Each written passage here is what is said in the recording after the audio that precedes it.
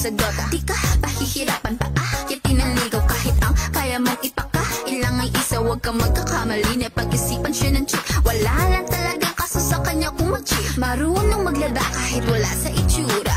Di niya na rin kailangan pang pumustura. At kahit na kanino mo dalhin at pakilala na GGV ang lahat sa galing niya makisama. Di na nanakala, di na mumulis ng cellphone yan. Pero magloko ka lang, lagot at mapipektusan. Oo, magaling siyang makipagbiruan, pero ang puso mo'y hinding-hindi paglalaroan. Swerte mo kung mapagbibigyan, ingatan mo ang pag-ibig na isang kakaibig, kakaibig, kakaibig, kakaibig. Pagkatuan, huwag pagkawalan, minsan lang makahanap na isang kakaibig, kakaibig, kakaibig, kakaibig. Simple lang pumorma pero swabe ang dating. Sa lahat yata ng bagay hanap grabe ang galing.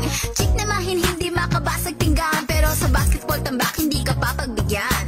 Di niya na kailangan ng kakayuwang harap puso mo ay kanyang makuha. Di rin siya yung tipo na babae na pantit lang. Kung manluloko ka, mag-isip ka please lang.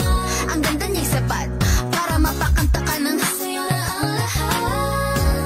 Okay lang yan ba't? Siguro kulang ka sa talino kung sa kanya'y di tapatan. Akala mo na madali siya palitan, nagpapatunay ito na kailangan ng tabasan mga sungay mo, kundi hindi siya nararapat sa buhay mo. Swerte mo kung mapagbibigyan, ingatan mo ang pag-ibig na isang kakaibig, kakaibig, kakaibig, kakaibig. Pagkatuan, huwag pagkawalan, minsan lang makahanap na isang kakaibig, kakaibig, kakaibig, kakaibig. Di mo siya maririnig humingi ng tawad. Mararamdaman mo na lang at magugulat at kakaan ng loob, kaya siya ay walang katulad. Di siya yung babae na masasabing tipikal. Dahil mismo ang ugali at ganda sumatotal, ang buo niyang pagkatao ay higit sa pisikal.